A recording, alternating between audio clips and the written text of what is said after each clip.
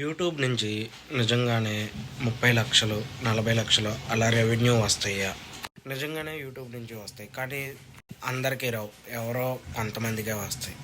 Example మన తెలుగులో తీసుకుంటే నా అన్వేషణ అన్న, అలాగే ఇంకొక యూట్యూబర్ ఉన్నారు. వీళ్ళకెందుకు వస్తాయి అంటే వాళ్ళ వీడియోస్ చూసేవాళ్ళు ఫారినర్స్ అయి ఉంటారు ఎక్కువ.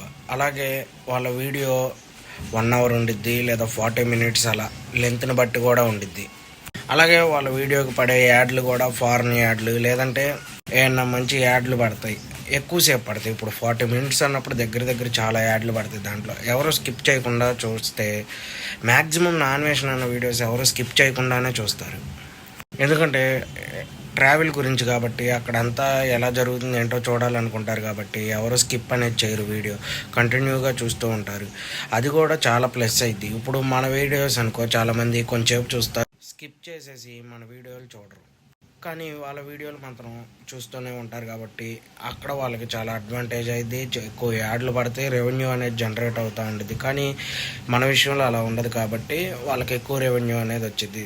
చాలామంది నిజంగా అంత వచ్చిద్దా అనుకుంటారు. నిజంగానే వచ్చిద్ది, ఎందుకంటే వాళ్ళ వీడియోస్ అలా ఉంటాయి కాబట్టి.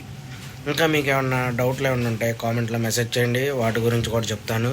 అలాగే మన ఛానల్ లైక్ చేయండి, షేర్ చేయండి, సబ్స్క్రైబ్ చేయండి ప్లీజ్.